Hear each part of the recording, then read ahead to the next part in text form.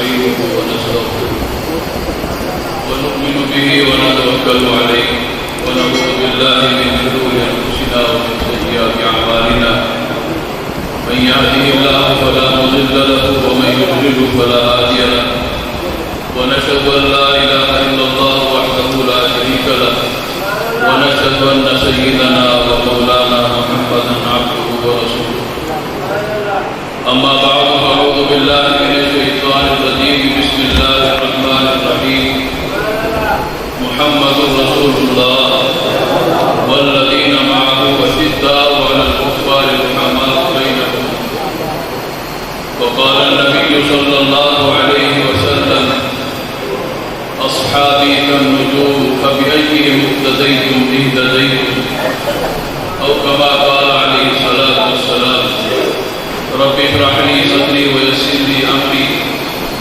واحلل عقدة من لساني يفقهوا قولي ایک مرتبہ تشریف پڑھیں اللهم صل على محمد وعلى آل محمد كما صليت على إبراهيم وعلى آل إبراهيم إنك حميد مجيد اللهم بارك على محمد وعلى آل محمد كما باركت على إبراهيم وعلى آل إبراهيم إنك حميد مجيد. محترم دوستو، کوئی خطیب وغیرہ تو میں ہوں نہیں، حکم ہوا ہے تو حکم قبولی جو ہے وہ مناسب نہیں تھی، اس لیے حکم کے مطابق چند منٹوں کے لیے میں آپ سے کچھ گزارشات کروں گا اور دعا یہ فرمائیں کہ اللہ ہم سب کو عمل کی توفیق عطا فرمائے.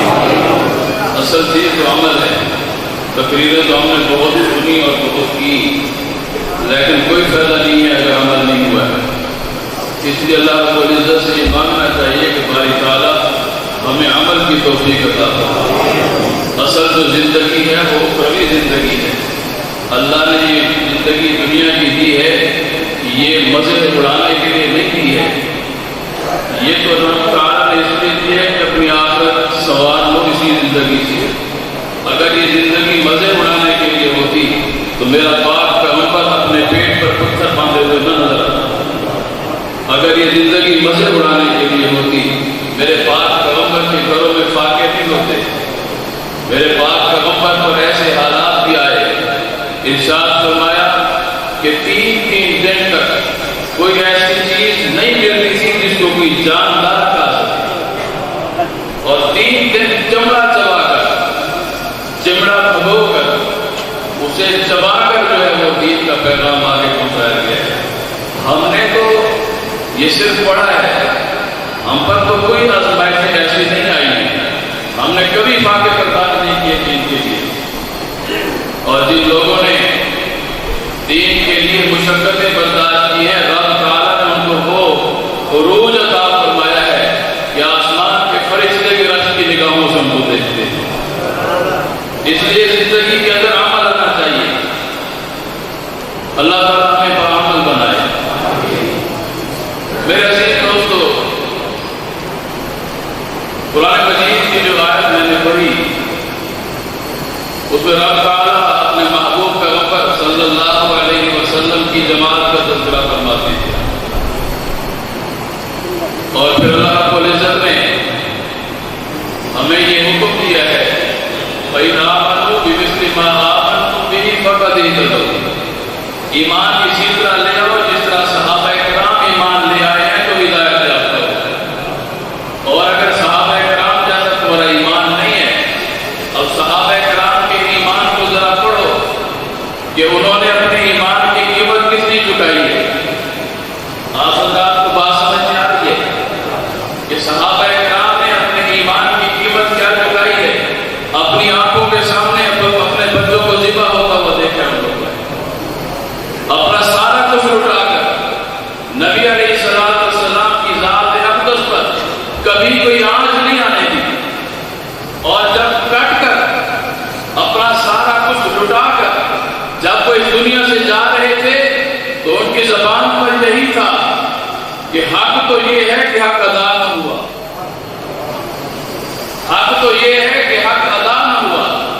میں وہ کے میدان میں جب دیکھتا ہوں وہاں ایسے لوگ قربانیاں پیش کرتے ہیں کہ جن کو جب پڑھتے ہیں تو روکے کھڑے ہو جاتے ہیں. ہم نے دین کے لیے تو کیا ہی کچھ نہیں ہے.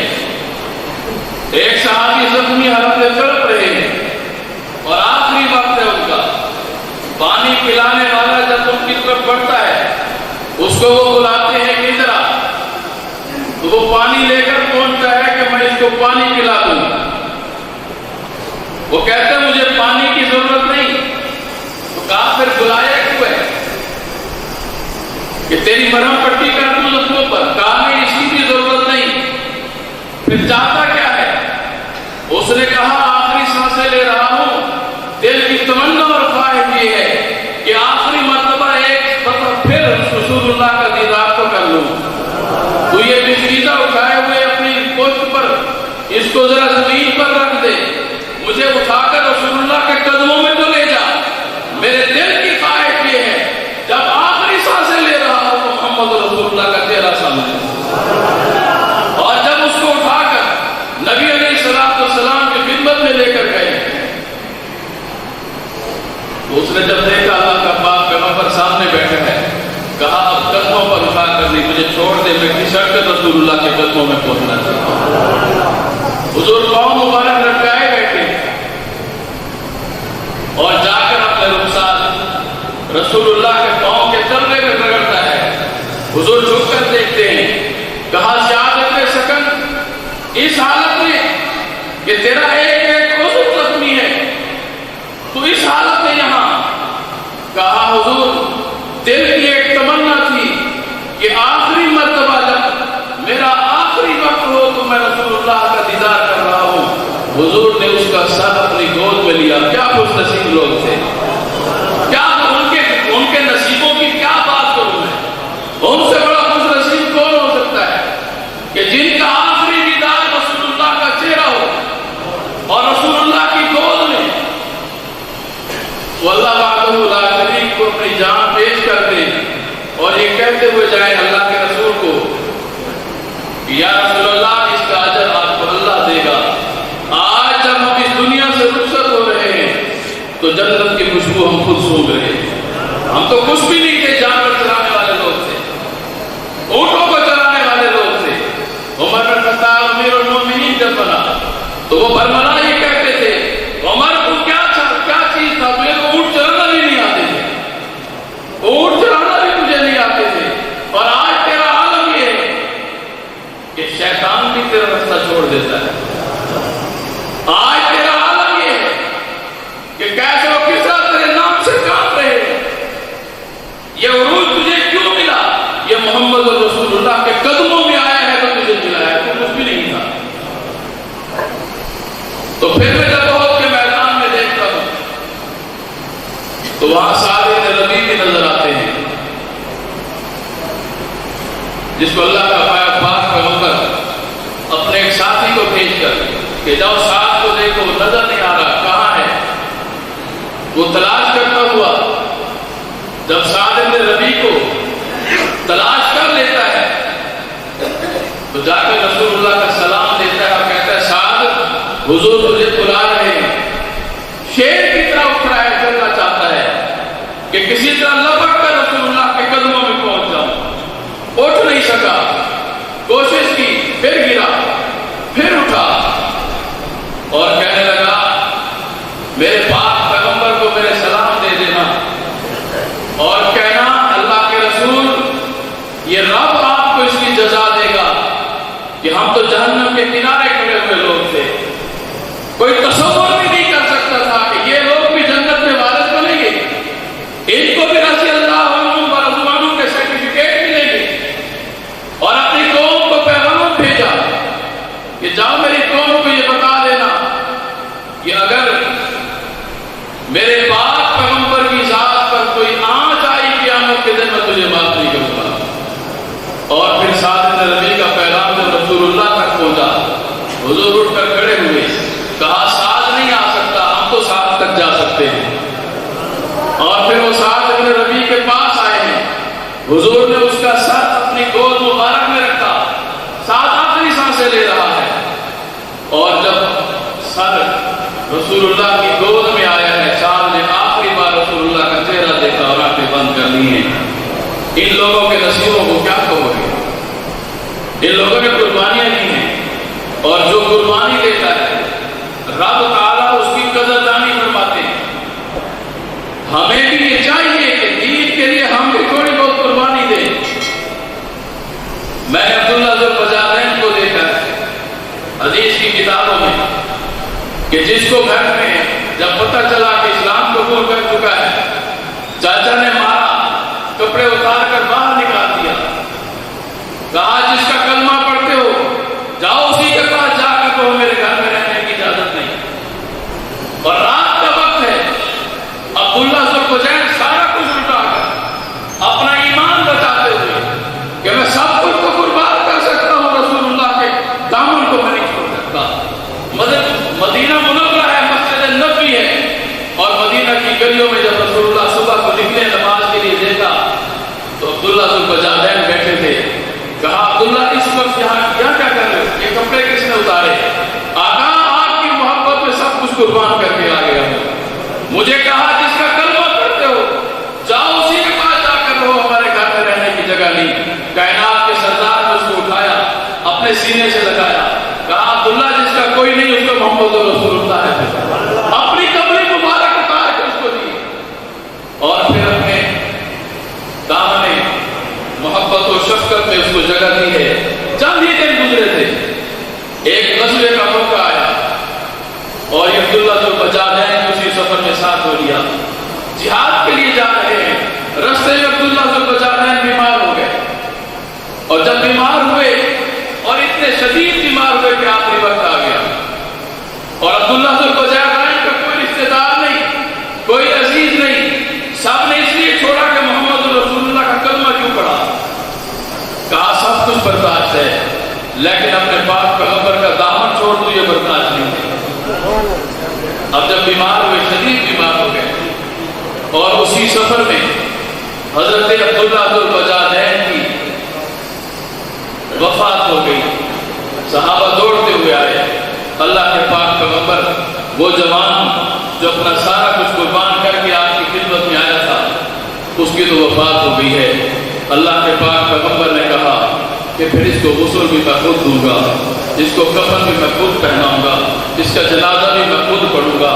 سب کچھ کرنے کے بعد جب قبر میں اتارنے کی بات آئی، اور شریعت کا مسئلہ یہ ہے کہ جو قریب ترین بندہ ہو وہ قبر میں اترے، جو میت کا قریبی عزیز ہو وہ قبر میں اترے۔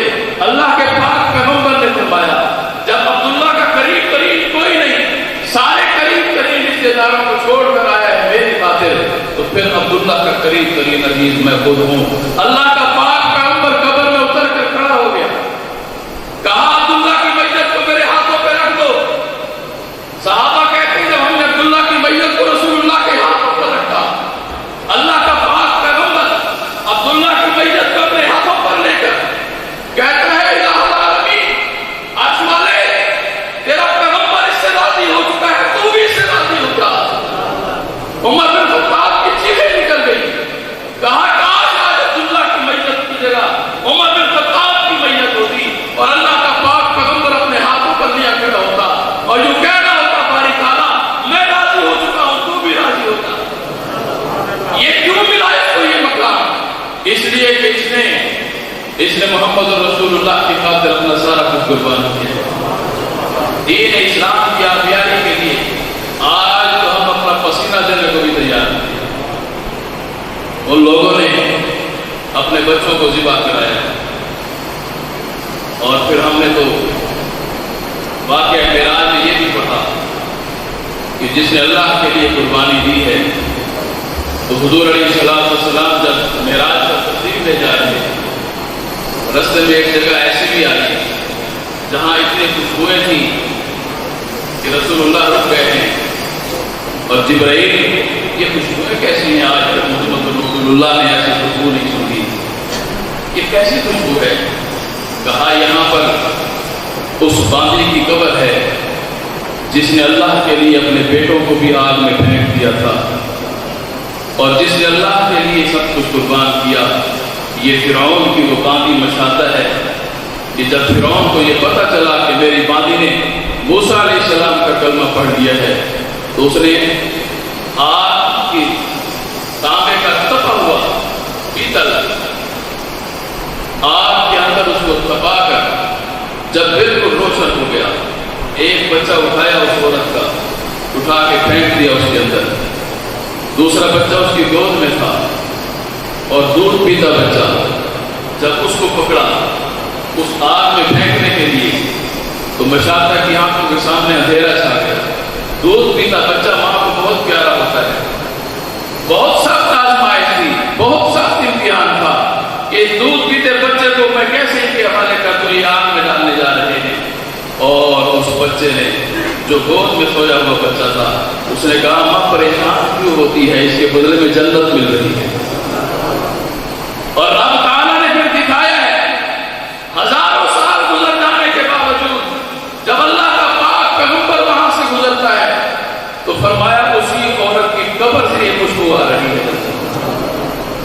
ہم نے تو کچھ قربانیاں دی ہی نہیں ہے اور یہ اللہ کا شکر ہے کہ ہم مسلمان کے گھر میں پیدا ہوئے، ورنہ پتہ نہیں ہمارا کیا حال ہوتا. تو میرے عزیز دوستو، صحابہ کرام نے بھی قربانیاں دی اور صحابہ کے بعد تابعین، تبع تابعین، اولیاء اللہ بزرگان دی، اور یہ سلسلہ چلتا آ رہا ہے. جن لوگوں نے صحابہ کرام کے دامن کو تھاما ہے وہ پھر کٹ تو گئے ہیں، جھکے کسی کے آگے نہیں.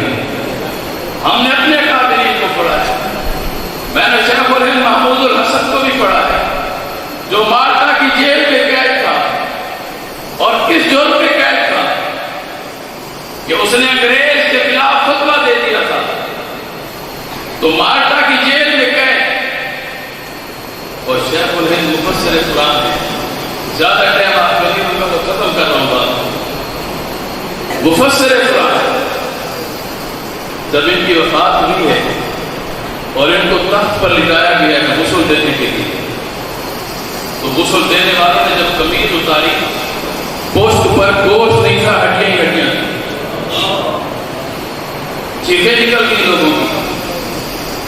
یہ کیا مان رہا ہے؟ اور اس کا گواہ صرف حسین احمد مدنی رحمۃ اللہ علیہ. وہ حسین احمد مدنی جس نے 18 سال بیٹھ کر روزے رسول پر بیٹھ کر قال اللہ و قال رسول کی صدائیں بلند کی، اپنی داڑھی مبارک سے روزے رسول اللہ کی صفائی کی. 18 سال لوگوں نے کہا حسین احمد مدنی رحمۃ اللہ علیہ کو، حضرت آپ بتائیں یہ کیا بات ہے، یہ کیا ہوا ہے کہ جب ہم نے قمیض اتاری ہے پوسٹ پر گوشت نہیں ہڈیاں تھی، چلنے کے بعد سے حسین احمد مدنی رو پڑے. کہا میرے استاد نے کہا تھا یہ میرا راز ہے، راز میرا فاش نہ کرنا. اور آج میں یہ بتا رہا ہوں جب میرا استاد اس دنیا سے چلا گیا ہے، روزانہ انگریز میرے اس استاد کو تہخانے میں لے جاتا تھا، گرم سلاخیں کر کے میرے شیخ کی پشت پر مارتا تھا اور کہتا تھا انگریز کی حق میں فتویٰ دے تو ہم چھوڑ دیں گے. اور میرا استاد شیخ الہند کہتا تھا بلال کا وارث ہوں، جان تو دے سکتا ہوں، ایمان نہیں دے سکتا. میں نے بلال کو دیکھا ہے کٹتی ہوئی ریت پر لکھتے ہوئے، میں نے کمار کو دیکھا ہے تہتے ہوئے گاروں پر لکھتے ہوئے، جس کی چربی سے اندارے کو بچایا کرتے تھے، لیکن ایمان کی حرارت میں ذرا بھی کمی نہیں. میرے استاد کو روزانہ لے جا کر، اور پھر میں نے جب اپنے استاد کو دیکھا استقامت کا پہاڑ بنا ہے. اس نے کہا جان تو دے سکتا ہوں، اپنے نانا سے بے وفائی کر لوں، یہ ہو نہیں سکتا. میرے صحابہ کرام کو پڑھا ہے. پھر یہی حسین احمد مدنی ہے. آخری بات عرض کر رہا ہوں، یہی حسین احمد مدنی. لوگ کہتے ہیں دیوبند نے کیا کیا ہے. میں یہی بتانا چاہتا ہوں کہ اگر دیوبند نے قربانیاں نہ دی ہوتی یہ دین ہم تک نہیں پہنچ سکتا. یہی حسین احمد مدنی شیخ الہند کا شاگرد ہے اور فتویٰ دیا انگریز کی فوج میں بھرتی ہونا حرام ہے. کراچی میں عدالت لگی ہے خالد جینا حال کے اندر، انگریز جج بیٹھا ہے، حسین احمد مدنی کو پیش کیا گیا اور جج کہتا ہے حسین احمد یہ آپ نے فتویٰ دیا کہ انگریز کی فوج میں بھرتی ہونا حرام ہے. اس نے کہا دیا کیا ہوتا ہے، آپ بھی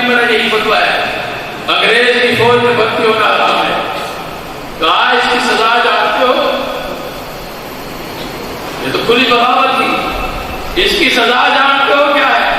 محمد علی جوہر قریب بیٹھے تھے, حسین مدنی کے پاؤں میں پڑ گئے, پاؤں پکڑ لیے.